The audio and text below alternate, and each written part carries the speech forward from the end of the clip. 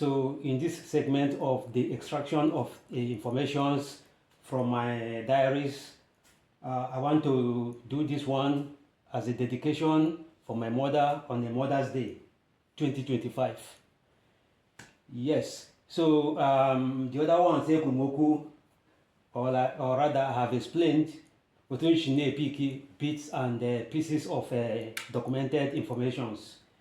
There is some of them that I stored in various kind of hard drives, which might not be functional today due to the advancement in technology.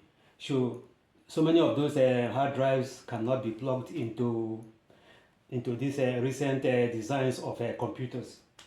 So, but I can now struggle to be able to see what I can do to be able to present them. Meanwhile, any of those incidents that I have documented already in those hard drives, which I cannot extract for now, I'll just present it. And bearing in mind that I also have to skip the dates of the events, because the dates of the events are trapped in those informations. I cannot have everything in my head. So certain times you don't hear me saying about the precise date, because I'm not stupid, my guys. I'm not a complete dunce. Only certain things I have been doing since I was a child. I'm keeping some things recorded. So, and for record's sake, also, I don't believe in gossips. I believe in him actually. Njelodo ndị ahịa wụsacha na village ha na-akọ nonsense mbata heshim ọbara na-egishi agịga ji eme dis agịga eme that agịgị for example asị ha ọbara na-emishi anyị eji moto adọtị n'ala bekee. Yes, that's it. Eji m eji moto adọtị n'ala bekee. Ekelere m Chineke for that opportunity. So ajikwara m nlọdụkwanụ ma mobilize ya bọs ihe soro m anya jee n'ụlọakwụ ha kpọrọ ndị agha na ụlọakwụ anya na-ere ndị yuzuru use m shala bekee para. Yeah, that is it. Amụra m ya taa? No. Oh, heselede kụzirila m. So in this very episode now, this is a dedication to Mama. This is my presentation to her on the Mother's Day of 2025.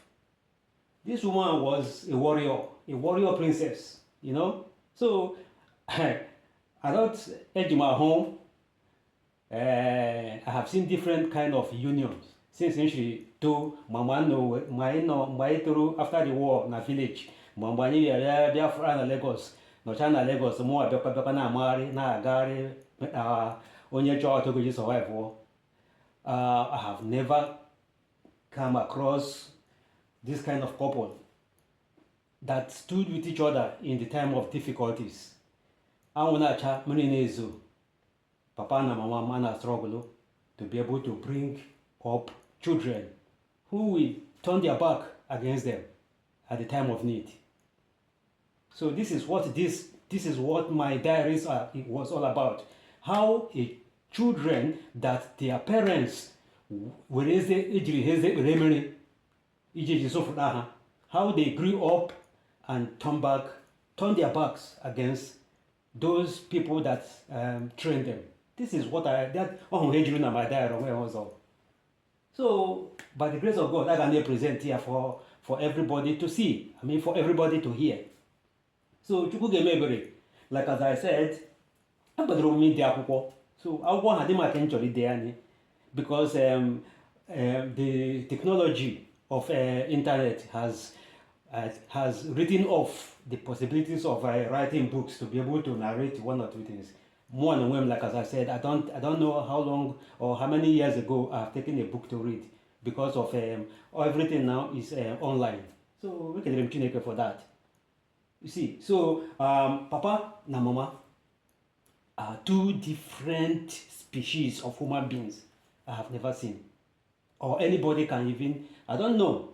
No, because on one reach or this and that. But when they got you, got down their parents. I have seen it happen. Even in my own family, I have seen Mike open his mouth to say that his success was as a result of Mama's effort, which was wrong. This was wrong. You don't know nothing. Ima onye selini u. Ima onye Joseph u. Yadi effort. Yadi papa and mama combine your effort to make sure that Mike survived. Mike does not even know, for God's sake. Chinedu does not even know. Franca doesn't know. How can you know somebody who you never grew up with? Daga, the whole of life, Mike, na mama, na papa, did you spend 24 months with them? How can you know somebody you never grew up with? Eh? Is my guy is not possible. I am here, oh, sewing machine. Sewing machine, even from here now as a symbol, as you know, something for me to explain. Go to everybody, Anya. Let's see. Yes, here we sewing machine. I will open it up. Let's see what is there. Yeah.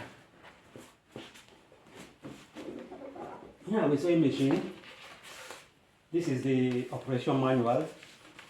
You can see that. So at every point in time, this is the operation manual of this machine. I don't know if you can see it very clearly. So can't you go about here for the meantime? Can go over and then to go on. So this sewing machine here. Now electric sewing machine. This is the pedal. So I plug the other end to the machine and then I use this. So this is something I use to repair everything that is broken in my home. Trouser mo odiogologo I do it myself because all go for the just agma who trouser the cheap mazoro. Yeah, with that odiogologo karom. I have to use my you can see this bag. I'll open this bag here for you to see. Yeah. Here threads. You can see. I don't know if you can. Here threads of different colors, different textures and different applications. Nylons, you know. So can machine this side now. Open the other side. Here tape rule. You can see that. So here another one sets of unused needles into this machine. Let's go further. These are still other needles, spare ones. So this is a scissors. All these things are inside this bag.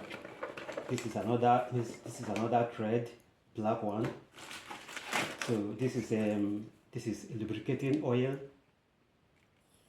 This is lubricating oil in case there is any problem with the machine.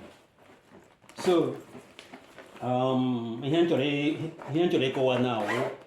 this is what I learned from my mother.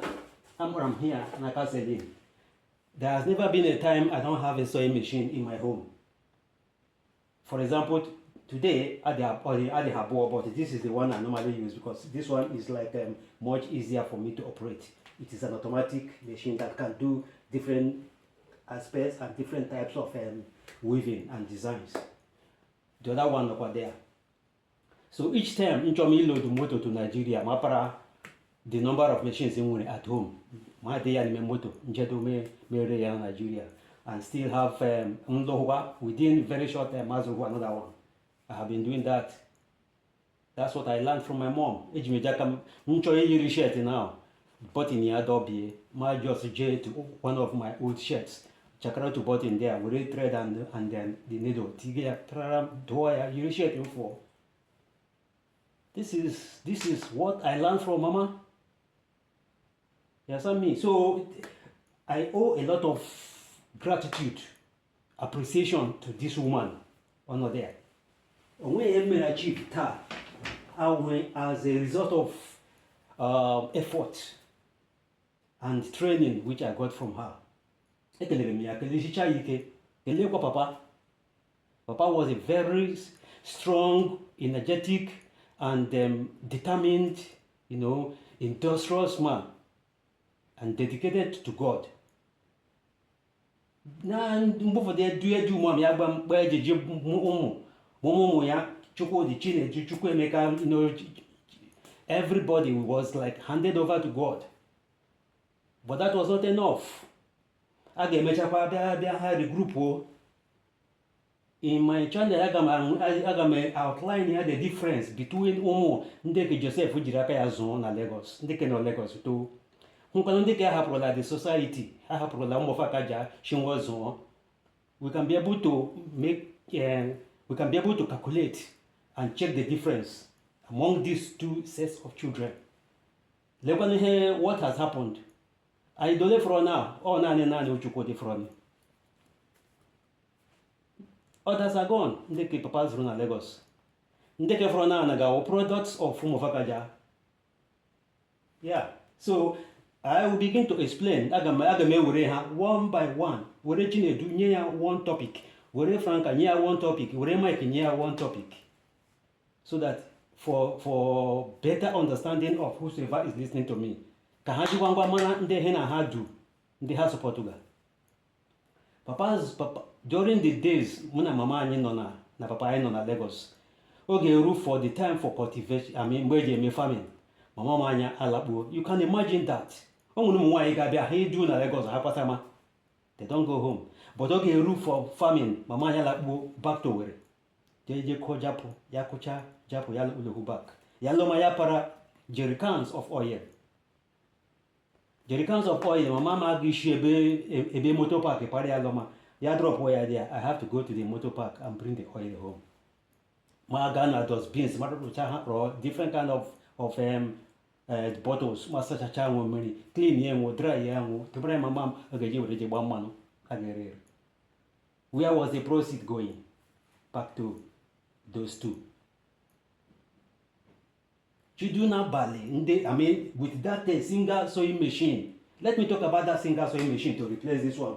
Let me remove this one because this machine is nothing compared with the single machine. Single machine would have been something that I would have been very proud of. Be able to, dedicate everything I'm doing or everything I'm saying towards that single machine. Put it on the spotlight because that single machine was supposed to be a symbol of the struggle of Madame Celine.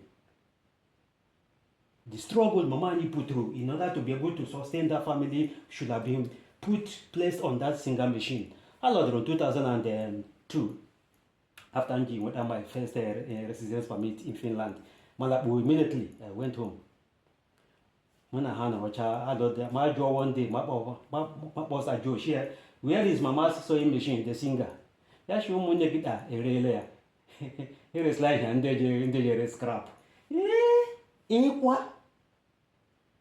Ụmụnne Akamobi were machine mama anyị were ji resi ndị jere scrap. Machine which supposed to be decorated, mejie ya dote ya n'akụkụ palọ papa anyị. Ya bụ na ala bekee here, ahụ na ndị ọcha mụ na ha mee associate. Ị ga-ejedo na palọ ha, ị ga-ahụ, something that belongs to their parents, something that belongs to their forefathers. He dote ya kwa ya there in the angle of their. Were machine ahụ dojie ya. Were ọkụ were decorate ya na-enwe as to show that yes, this is the machine with which our mother was able to. But how could they do that? Anyway, I don't even blame them. Mgbe m eje na Lagos Premier Day School, eji m ejikwa eje Lagos Premier Day School, na-alọta aga m enọrọ ebe isi mbido so Oshindero Street, ma na-anụ ụdara ọmụmụkpọrọ machine ahụ ọkụ gabel mama anyị ji ya na-adụ akwa. Ha kpọrọ ndị niile bi na Itire ndị Igbo. Some few Yoruba people, our mom to be able to patch for them. But mom get bito early in the morning. More when you have and my carton, my old zinc, everything in my actually my Lubebazo on what kiosk and Mama Nigan original. I enjoyed hearing the sound of that machine. That machine was everything. Move for the Angelo do Mama machine on home to the one problem. Ma para machine tukwasa nishim jema to Lawansin. Kade banye hune ego moto kwano. Iji gba from Itire to Lawansin. No, aga me joku wore gaya. Meje drop all the machine. The man give service yani. Both for do he was not available. Ya aga me do mechere ya gracha ya bada. Ya bada ya bia check the machine up yara ma the problem bụrụ ihe ma ga-enofu na ichere para ya lahu back ya shi nlohu echi then echi mama m shimugba chukwu dị nlahu back to lawansi je pa ya machine ma je para hu machine papa ahur my mom. That machine was like something that I would have appreciated to see that my brothers have preserved it. But I don't blame them. Those group of children, papa and mama is by giving them, they just receive. They don't know where the source, how my parents was struggling to bring what they were using. Chinedu no dormitory. My parents was in dormitory, in school. So life was tailored towards that pattern. Oh, like here ha misaka my ga nachala ebeje sports nde umu nwaanyị ndị eje shi the most delicious nkwobi my ga nachala ebe ha nọ every nook and corner where those people are my ga nachala ya je richa ya gba gogoro were toothpick n'ọnụ na ọ ga-ekpu toothpick n'ọnụ for the whole of the day. Is that Joseph product? No. Oh, he's Joseph Ozoro. Chinedu the same thing. Franca the same thing. Ojela Canada now, or she ngona ajina adanala because they don't want Nigeria. What could you do? Chinedu afumbishi. Who is Franca? Ebi unuan inde digina alola ilola dinde digi akuru hegole. How much was paid as dowry on you to your kindreds? So there is a procedure to test a man who has grown. What you can do, your effort, the effort, the stamina you put towards doing things, how you are able to coordinate, how you are able to bring your family together, how you be able to project the image of your family abroad. That is what determines the caliber and then the kind of man you are, and then the upbringing that your parents gave you, and how many things did your parents give you and how many did you accept. And let them accept the training. Papa Zonom, Zujami Akashemike, I'm strong. Aga hineme how that your him, my Ganelu, Aga Mishia, Ya Feja. Yani feya angle here, feya ya vu propaganda yana apatite chukudi home ready chukudi chineke menebre. Thank God. The super emotion papa mo over zoom papa mzrumshim gidi. Zip up your boot, dust yourself up. Gamanya chiro hingirini. Gebala coat to batai, fela ya go to the kitchen and make what you are going to eat. Papa ngeweru papa ngejigbe from Oshinderos 20 Oshinderos Street Yeweroko. The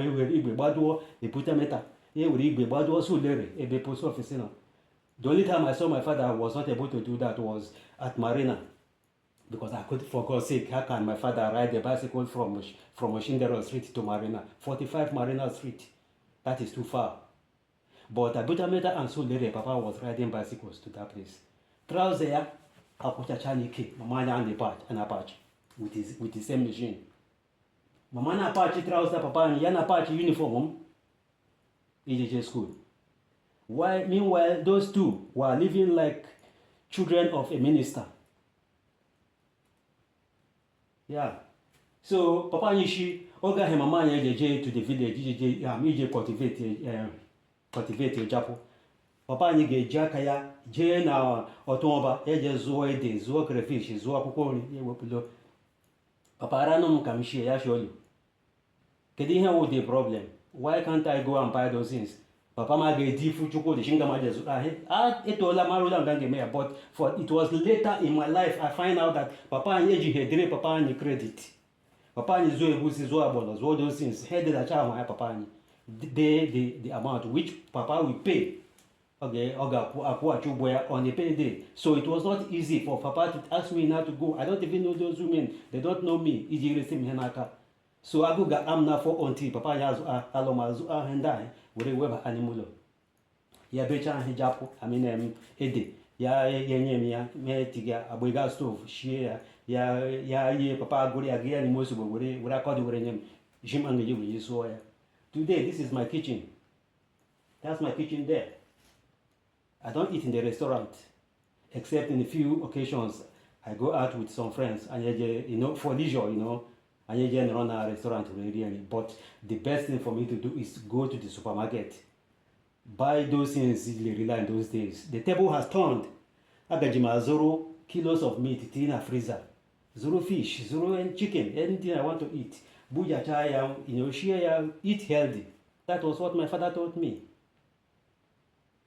You see, Animamaka Sajo didn't teach me to be a leech. He never taught me to leech on people.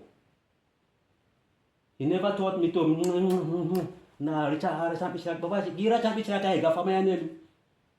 go hustle. 5 o'clock. I may set alarm 4:30. By 5 I have alarm. I can maybe on both of maybe on 6. When I'm lucky to have a job, I start my job at 6. It is in few occasions I have jobs that start at 7 o'clock. Usually jobs start at 6.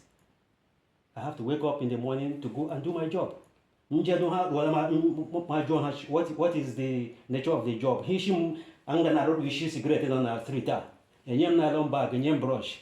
Yam hang a gene scrape chingom nonala. That's it. I will go only for hour. Hanga joan. Oh, that is the child my father had trained. How am I go? I throw away my pride and then do it. At the end of the month, me lay an account to make up a layer. How cool ego juroi, ego chineke gozi. Me were a Jimmy and then chori GMA. I thank God for that. Hanapa Pashirim na village, Napa Gari. Anolam na Turkey, since Mbitro. But Malikalikana Nigeria was during the days of Abiola must go. Abiola's crisis in Nigeria. Up to today, struggling. That is how God has made me. That is the child Joseph have trained. They gave him Italy, no 6 months like Mike. I don't do that. Because I can make my hands, so I can soil my hands in dirty to be able to earn a living. I don't have nails. Because any job can come up at any time. I travel in Paris airport, in Amsterdam, and Schiphol, all those places. I see black people. They won't get they bring mic. I know how to brush floor. This kind of machine that you use to polish the airport. They can the tarmac, keeping the area clean to be able to support their own children and families at home. Back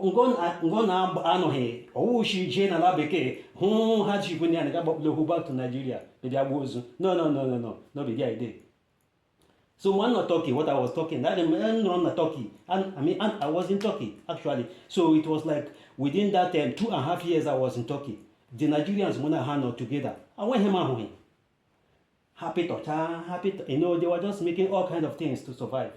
Like Adi Habia, a Warento, Abachaya, Bagahi, package chaya, Harayan, Ebaga Harayan, Nimutula, Ndega Hilu, Ndega Harena Boko. Many of them. May my dear souls rest in peace. But it was get rich or die trying. Many of them died trying. Bawa Hinafo. For the police Ejideha, Ejideha and at the borders.